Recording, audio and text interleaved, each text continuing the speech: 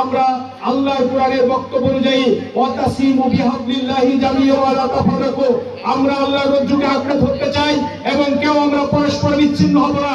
আমরা যদি শিশাডালা প্রাচীরের নাই, বুনিয়ানুম মারসুসের নাই, মজবুত ভাবে আমরা দিনের পথে অবিচল থাকতে পারি, অটুট থাকতে পারি, আল্লাহর ঘোষণা অনুযায়ী আল্লাহ আমাদেরকে বিজয় দান করবেন ইনশাআল্লাহ।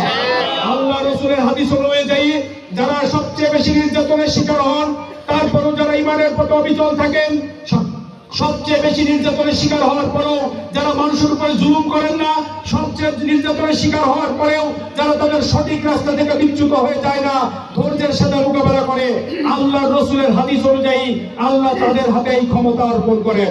এই জন্য সম্মানিত ভাইয়েরা, তার নিদর্শন আজকে বাংলাদেশে আপনারা দেখতে পাচ্ছেন।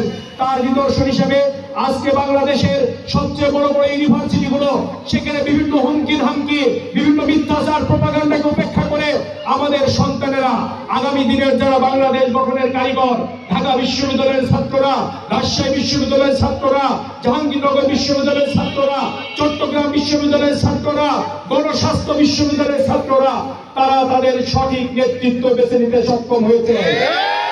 বিশ্বাস করি আমাদের বন্ধুরা অনেকে বলছেন ইউনিভার্সিটির সাথে নাকি জাতীয় কোনো খবর নেই। তারা তো জাতিরই মানুষ, তারাই আমাদেরই সন্তান, তারা কোনো না কোনো এলাকা থেকে এসে বিশ্ববিদ্যালয়ে পড়ালেখা করে। সুতরাং তাদের মোটিভাব, তারা তাদের যে মতবাদ দিয়েছেন, তাদের যে ভোট দিয়েছে, এটা বুঝতে হবে সারা বাংলাদেশের মানুষের মনোভাব হচ্ছে এটা।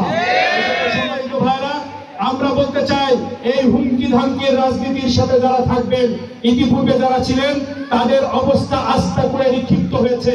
ভবিষ্যতে যদি কারা কেউ এই হুমকি ধামকির রাজনীতি, অন্যদেরকে জুলুমের রাজনীতি, এই বাংলাদেশকে বিভক্ত করেন, বিভাজনের রাজনীতি পরিচালনা করেন, আপনাদের অবস্থাও আস্থা করে নিক্ষিপ্ত হবে। এই জন্য সম্মানিত ভাইরা, আমরা আপনাদেরকে বলতে চাই, রাজনীতি করুন মানুষের কল্যাণে, রাজনীতি করুন জনগণের কল্যাণে, রাজনীতিকে পেশা হিসেবে নিয়েন না। আমরা রাজনীতিকে পেশা হিসেবে বা ব্যবসা হিসেবে নেয়নি, আমরা সকলেই পেশাজীবী। আমরা কেউ চাকরি করি, কেউ ব্যবসা করি, কেউ ভ্যান শ্রমিক, কেউ মুঠে শ্রমিক, কিন্তু আমরা মানুষের কাছ থেকে চাঁদা নিয়ে আমাদের সংসার চালাই না, আমাদের পকেটের টাকা দিয়ে আমাদের সংগঠন পরিচালনা করি। সম্মানিত ভাইরা, এই সংগঠনকে স্তব্ধ করে দেওয়ার ক্ষমতা কারোর হবে না, আল্লাহ যদি না চায়। এই জন্য